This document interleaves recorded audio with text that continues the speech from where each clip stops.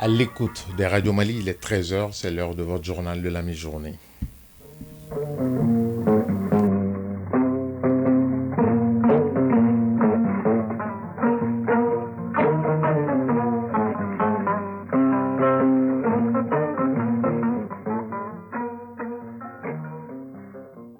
Le journal Ousmane Daou. Mesdames et messieurs, à la une de ce 13h, le Mali est indépendant à 64 ans et cette indépendance a été célébrée hier par un défilé militaire sur la place d'armes du 34e bataillon du régiment du génie militaire, le peuple uni derrière son armée pour lutter contre le terrorisme. Le président de la transition, le colonel Assimi Goïta, a salué cette soutenance, cette résilience du peuple, mais se dit fier également du peuple malien et a appelé à plus d'union autour de la Confédération AES. Le dossier de ce 13h est consacré au mouvement pionnier qui a été mis sur le fond baptismaux pour avoir un modèle type de Malien. Quelles ont été les raisons de la création? Tout d'abord de l'association des pionniers jusqu'à aujourd'hui un mouvement. Barakissa Ouattara nous en dira plus. Hors du Mali, l'actualité internationale nous emmènera au Sénégal, au Ghana et sans oublier la Tunisie où dans quelques jours les Tunisiens sont appelés aux urnes pour le vote de leur prochain président. En sport, on parlera essentiellement du week-end fast pour les clubs maliens puisque le Djoliba Assis s'est qualifié pour la phase de poule de la Ligue des Champions. Idem pour le stade malien de Bamako en Coupe de la Confédération et la finale de la Supercoupe Colonel Assimi Goïta, c'est cet après-midi au stade Mamadou Konaté. Voilà pour le sommaire, dans un instant les détails.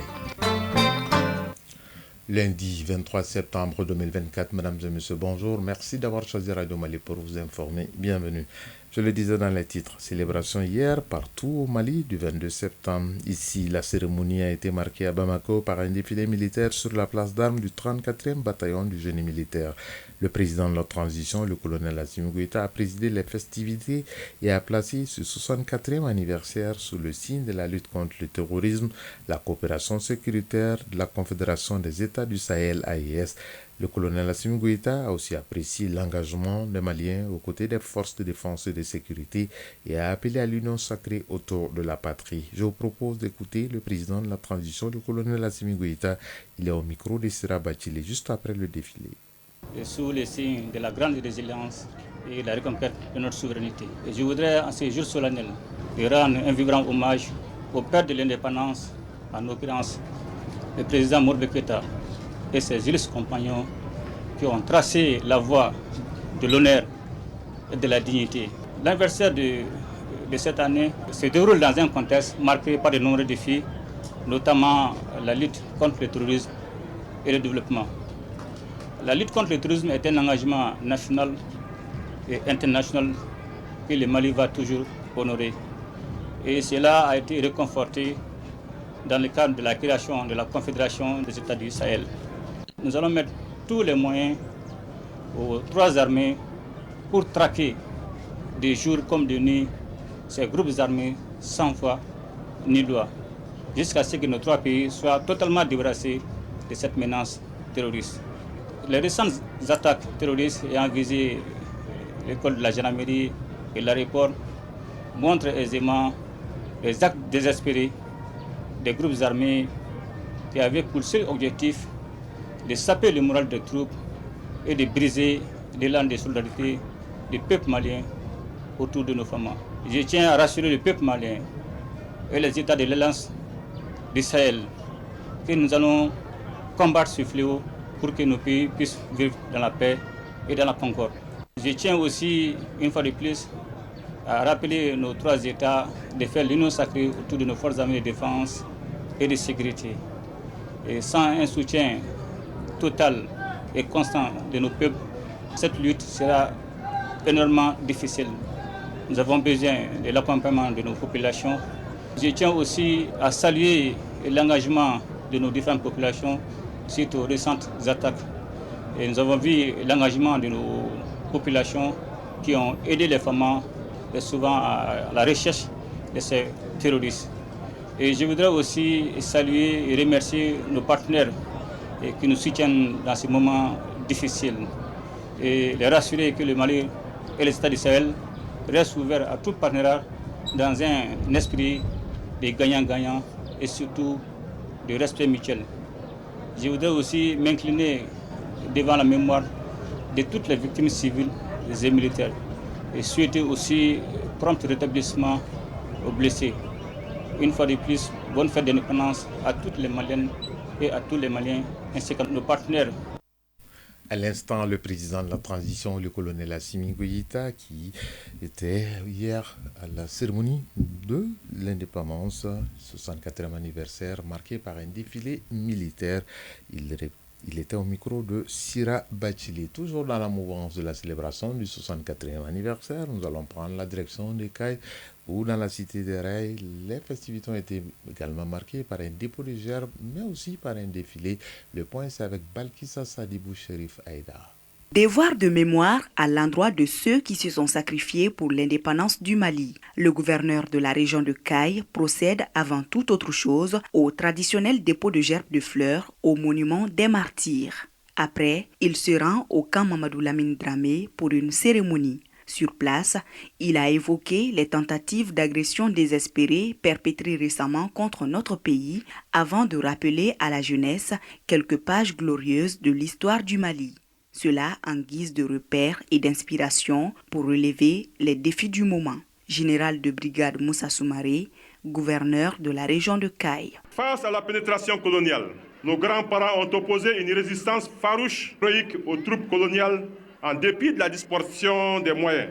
Ils avaient la conviction de défendre jalousement la terre de leurs ancêtres contre les agresseurs au prix de leur sang. Le général de brigade Moussa Soumaré est également revenu sur la concrétisation de quelques promesses faites par le président de la transition lors de sa visite à Caille en juillet 2023. Le stade Ablé Makoro Sissoko a été entièrement réhabilité et le lycée public de Kaindi construit, soit 2 infrastructures ultramodernes dotées des commodités requises. Les travaux de réhabilitation du tronçon Caille-Sandaré sont très avancés aussi. La cérémonie a pris fin par un défilé des anciens combattants, de leurs épouses, ainsi que des chasseurs de Caille, suivi d'un défilé militaire avec tous les corps de l'armée. Un repas de corps a également été offert dans la convivialité pour une parfaite cohésion entre les forces de défense et de sécurité. Caille, Balkissa Saadibou Sherif Aïdara, Lassana Keita pour l'ORTM. Après Caille, le train du 22 septembre de ce journal va arriver maintenant à Kita, dans la capitale de l'Arachide, où Aké, le gouverneur de la région également, a célébré avec faste et avec la population quitoise cette 64e célébration de l'accession du Mali à l'indépendance. Mohamedi Aliou Bari. La célébration du 64e anniversaire de l'accession de notre pays à l'indépendance a été marquée par le dépôt de gerbes de fleurs au monument des martyrs suivi de la prise d'armes et d'un défilé civilo-militaire au son de la fanfare nationale au camp de la brigade territoriale de la gendarmerie nationale de Kita. Daouda Maïga, gouverneur de la région de Kita. Notre chère patrie, carrefour de civilisation et berceau des grands empires, est en passe de tourner la page la plus sombre de son histoire avec le soutien de certains pays dans un partenariat gagnant-gagnant qui s'est concrétisé à travers l'acquisition d'équipements divers, modernes et adaptés. Actualité oblige, cette célébration intervient dans un contexte dominé par des événements malheureux et des catastrophes naturelles. Comment ne pas évoquer l'exceptionnelle contribution volontaire de la société civile de Kita pour cette initiative de mobilisation des fonds en vue de soutenir les efforts consentis par les forces de défense et de sécurité pour la pacification et la protection de nos laborieuses populations, dont le montant total collecté s'élève à 14 millions. Le gouverneur a passé à la loupe les avancées significatives dans chaque domaine vital dans la région, ainsi que des perspectives pour un Mali émergent. Des doléances dans les domaines des services sociaux de base, de sécurité et de l'administration ont été abordées dans son intervention. Kita, Mohamed Aliou Bari Nouhou Kamara, Mohamed Fabrice Kambo pour l'ORTM. À Sikasso, elle a été célébrée à l'union et à l'unisson avec les peuples de l'AES, entendez par là le Burkina Faso et le Niger. C'était en présence du gouverneur de région dans le camp Tcheba Traoré de Sikasso, Moustapha Doumbia. Les dépôts de gerbes de fleurs au monument de la place d'armes de la zone de défense numéro 8 est l'un des actes significatifs de cette célébration du 64e anniversaire de notre indépendance à Sikasso. Un geste hautement symbolique précédé de la revue des troupes par la gouverneure de Sikasso, la chef de l'exécutif régional qui a rendu hommage aux pionniers de l'indépendance et a invité à porter une attention particulière aux jeunes générations qui constitue l'avenir. Kanté Marie-Claire Dambélé, gouverneur de la région de Sikasso. L'éducation, la formation et l'emploi sont des enjeux cruciaux auxquels nous devons nous consacrer afin de garantir un avenir radieux pour notre nation. Pour la gouverneure, la solution à la crise qui traverse le Mali passe par le dialogue et l'unité des Maliens. Malgré les défis de l'heure, l'espoir est permis eu égard à certaines avancées. Kanté Marie-Claire Dambélé, gouverneure de la région de Sikasso. Il s'agit notamment de l'opérationnalisation des circonscriptions administratives de l'État, incluant l'installation des préfets et des sous-préfets. L'observation d'une minute de silence en la mémoire des victimes civiles et militaires tombées pour le Mali, ainsi que les défilés civils et militaires, ont constitué d'autres temps forts de cette célébration. Sikasso, Moustapha Doumbia et Suleiman Bamba pour l'ORTM. Dans la cité des Balanzans à Ségou, 4e région, cette célébration a été marquée par une prise d'armes et un défilé militaire au camp Amadou Chekoutal de Ségou, d'où nous appelle Fousséni Samaki. Dans la région de Ségou, les festivités des 64 ans du Mali indépendant sont riches en couleurs. D'abord, le dépôt de gerbes de fleurs et l'adresse du gouverneur aux militaires et civils de la 4e région. Occasion pour le chef de l'exécutif régional de magnifier les efforts fournis dans différents secteurs. Contrôleur général Alassane Traoré, gouverneur de la région de Ségou. L'outil de défense et de sécurité de notre pays est au cœur des préoccupations du gouvernement.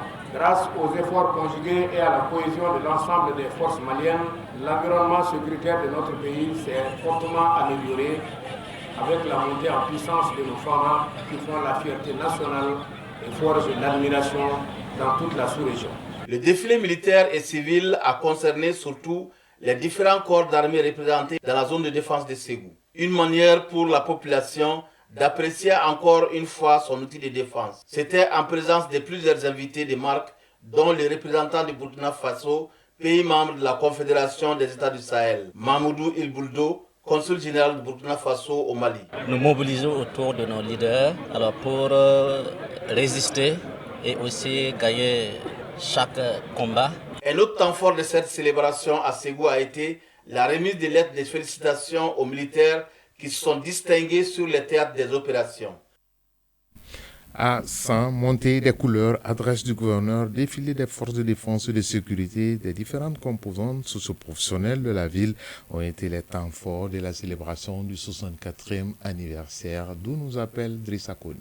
Mobilisés comme un seul homme, les Sanois célèbrent avec faste l'an 64 de l'accession de notre pays à l'indépendance. Le colonel-major gouverneur fait son arrivée et rend honneur au drapeau, la revue des troupes avant de procéder à la montée des couleurs. Dans son allocution, il rend un vibrant hommage aux pionniers de l'indépendance avant de faire cas des péripéties qui ont marqué notre pays ces derniers temps. Colonel-major Ousmane Sangaré, gouverneur de la région de San. Le Mali demeure et se construira avec ses États partenaires dans un ensemble plus homogène, j'ai nommé l'AES. La Confédération des États du Sahel, puisqu'il s'agit, le gouverneur Sangaré a appelé les Sanois à soutenir de toutes leurs forces les trois chefs d'État. Pour la réussite de cette alliance, il faut que la population reste debout derrière les dirigeants. Et j'en suis sûr, nous allons tenir tête à ceux qui veulent nous humilier. Au plan régional, le gouverneur a salué l'avancée notoire dans l'opérationnalisation de la jeune région de San. Tous les cercles qui constituent la région de San, les 7 cercles, les préfets ont été nommés, les sous-préfets ont été nommés, certains adjoints ont été nommés. En ce qui concerne les directeurs régionaux, à la date d'aujourd'hui, nous avons jusqu'à 34. Et en ce qui concerne la construction du camp, c'est pratiquement terminé. Les activités ont pris fin par le défilé tant attendu. San, Drissa Kone et Sédou Kamena pour le RTM.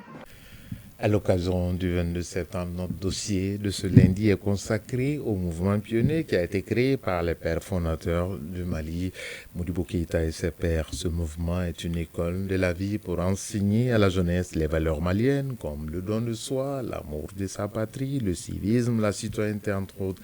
S'il est vrai que le mouvement pionnier au Mali a connu une période d'hibernation avec les mouvements sociopolitiques, force est de constater que depuis quelques années, il renaît de ses cendres. La preuve de cette renaissance est bien la construction du palais des pionniers du Mali à Sokorodi, en commune sud du district de Bamako. Le mouvement pionnier à ses débuts à nos jours, c'est un dossier signé Baraki Sawatara. Cri, cra, pionnier. Pionnier aujourd'hui, pionnier toujours. Pionnier aujourd'hui, pionnier toujours. Pour façonner un nouveau type de Malien post-colonial avec les valeurs de paix, de civisme, d'unité, de patriotisme et d'intégrité, le président Modibo Keïta et ses compagnons créent le mouvement pionnier. Ce mouvement verra le jour le 21 avril 1960. Il s'agissait pour les autorités de l'époque d'inculquer toutes les valeurs du Mali aux jeunes filles et garçons afin que la jeunesse puisse avoir un repère sur le plan culturel, patriotique, éthique, entre autres. Très ancré au début dans l'éducation des citoyens, il connaîtra quelques soubresauts à ses débuts jusqu'à nos jours car il passe de mouvement en association sans pour autant jamais perdre son but initial. Ibrahima Diallo dit chef Golden, commissaire général adjoint des pionniers du Mali. Depuis les premières heures de l'indépendance jusqu'à l'avènement de la démocratie, ces jeunes-là ont été bien encadrés, bien formés par vraiment des grands citoyens doués dans le cadre du civisme, donc qui aujourd'hui nous ont donné un héritage, nous ont légué un héritage qui est de s'occuper du moulage de la formation citoyenne. Pour s'appuyer sur le mouvement pionnier comme une école de la vie, l'État du Mali va mettre sur les fonds baptismaux un centre pour le mouvement appelé Palais des pionniers du Mali. Il se positionne comme un laboratoire des principes, des programmes et des initiatives sur le plan de la citoyenneté et du civisme. Sina Dambélé, directeur général du Palais des pionniers du Mali. C'est comme une école, pas une école conventionnelle, mais une école sous l'arbre, à Palab, où les jeunes viennent apprendre auprès des anciens. Quoi qu'on fasse, quoi qu'on initie, tant que les jeunes ne sont pas formés à la racine, à la citoyenneté et au civisme, le pays va toujours à la dérive. D'ailleurs, le Palais des pionniers vient d'abriter la première cohorte du programme de formation à la citoyenneté dénommé à l'École de la citoyenneté, une initiative du ministère de la Jeunesse et des Sports chargée de l'instruction civique et de la construction citoyenne. L'objectif était de former des jeunes prêts à répondre présents à tout moment et en tout lieu à l'appel du Mali. Mohamed Guindo et Amadou Konandi sont de cette première cohorte. Cette formation visait à inculquer les valeurs citoyennes, les principes du Mali déant, la connaissance du Mali en général, la connaissance de soi, le dambé.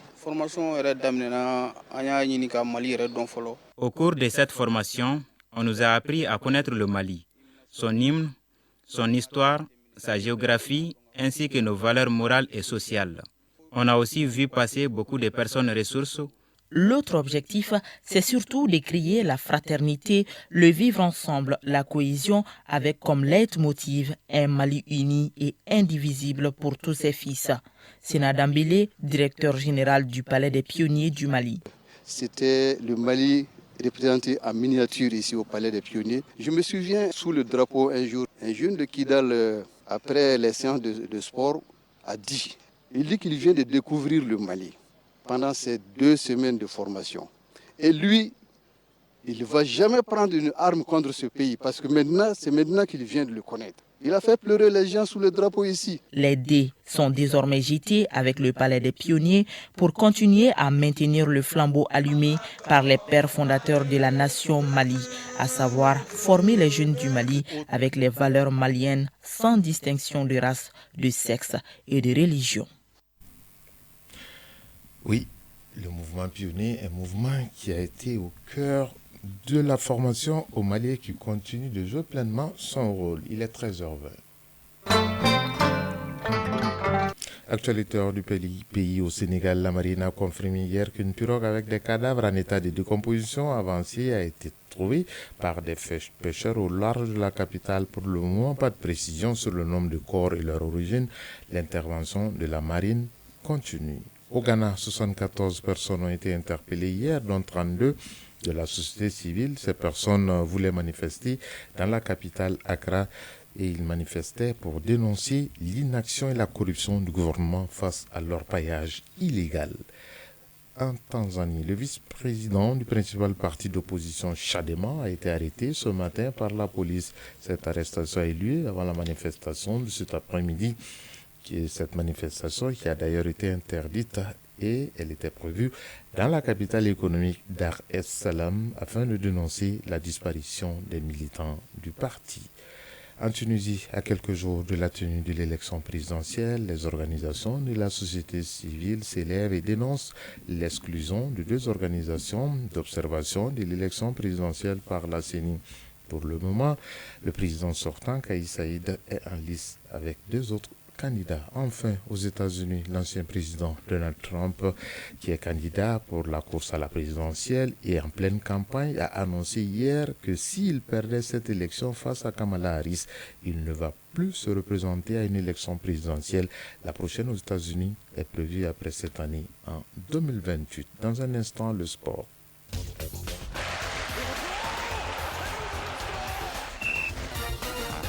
Je le disais dans les titres, ce week-end a été un week-end faste pour les clubs maliens. Hier, le Joliba a obtenu sa qualification pour la phase de poule de la Ligue des Champions. Idem pour le Stade malien Bamako en Coupe de la Confédération. Quant aux Aiglons, ils ont été éliminés du tournoi zone A de l'UEFA pour la qualification à la Coupe d'Afrique des Nations réservée à la catégorie junior. Ici, au plan local, l'actualité, c'est la finale de la Supercoupe Colonel Assimi Goïta qui connaîtra son épilogue dans quelques heures au stade Mamadou Konaté avec à l'affiche CNT Koulikoro, une finale que vous pouvez d'ailleurs suivre en direct sur ORTM1 et sur la chaîne 2. Et puis en handball, on parlera de la Coupe du Mali, sans oublier le basketball avec le tournoi de montée en première division. Le développement de l'actualité sportive, c'est avec Fotiki Tunkara. Ligue des champions d'Afrique de football, le Djilba AC s'est qualifié pour la phase de groupe. Une première pour un club malien depuis la réforme de 1997. En match retour du deuxième et dernier tour préliminaire de la Ligue des champions, le Djilba AC en déplacement à Lomé s'est imposé 1-0 devant Asco de Kara du Togo. But inscrit à la 89e minute de jeu par Zoumana Sempara, entré en cours de jeu. Totale délivrance pour les Rouges qui avaient déjà tracé la voie du succès au match aller en gagnant 1-0 à domicile. Avec cette historique qualification pour la phase de poule de la Ligue des champions, le Djilba AC brise ainsi un signe indien de 27 ans pour le football malien, puisque depuis la réforme de la compétition en 1997, aucun club malien n'avait réussi à intégrer ces cercles fermés de grands. C'est donc désormais chose faite pour le Mali, après 17 tentatives infructueuses, dont 9 pour le Stade malien de Bamako, 6 pour le Djilba AC et 2 pour l'AS Real de Bamako. Du coup, les coachs Demba Mamadou Traoré et ses joueurs rentrent dans l'histoire, comme ce fut le cas pour Djibril Dramé et ses joueurs au Stade malien de Bamako, qui ont permis au Mali d'accéder pour la première fois à la phase des poules de la Coupe de la Confédération. Justement parlant de la Coupe de la Confédération, le Stade malien de Bamako s'est à nouveau qualifié pour la phase des groupes. En match retour du deuxième et dernier tour préliminaire vendredi, les Blancs de Bamako ont battu Pénasville du Libéria par le score de 3-1. À l'aller à Monrovia, le stade avait perdu 1-0. Avec cette double qualification en compétition africaine cette année, le Mali fait les 2 sur 2, ce qui laisse présager un retour gagnant du Mali dans le quota du football africain. Le Mali ne sera pas présent à la CAN U20. Les Aiglons ont été éliminés hier au tournoi zone A de l'UFOA pour la qualification à la CAN U20 qui se déroule au Libéria. Au compte de la deuxième journée du groupe B hier, le Mali et la Gambie ont fait match nul 0-0. Un résultat rédhibitoire pour les Aiglons qui ne comptent qu'un seul point. Derrière le Sénégal 4 points et la Gambie 2 points. Super Coupe Colonel Assimi Goïta. La compétition va se terminer en apothéose ce lundi au stade Mamadou Konaté. La finale oppose cet après-midi le CNT à Koulikoro.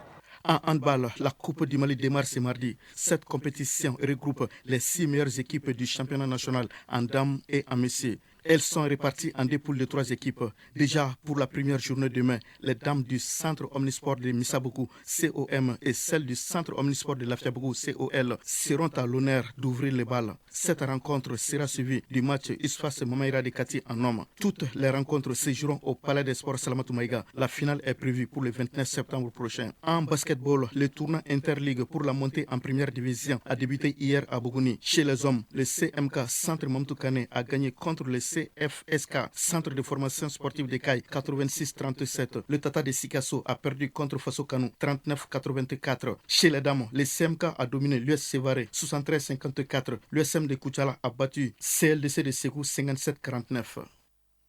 Il est 13h25 à Dramani, région de Caille, à la fin de cette session d'information qui vous a été présentée par Ousmane Daou. Mise en onde, Bintou Traoré. Mise en ligne, Sekou Traoré, Badi Touré. Réalisation, Adam Maïga. Prochain rendez-vous avec l'actualité, c'est à 19h30. Vous serez en compagnie de Koumba Sissé si vous êtes à table. Bon appétit. Si vous avez fini de manger, bonne digestion. Bonne semaine à toutes et à tous. Excellent après-midi. Il ne reste plus qu'à vous souhaiter. Pour suite de programme en compagnie de Radio Mali, chacun de nous ne peut être une étoile, mais tâchons de briller pour éclairer là où nous sommes. Tout le plaisir a été pour nous de vous servir. Au revoir et à bientôt.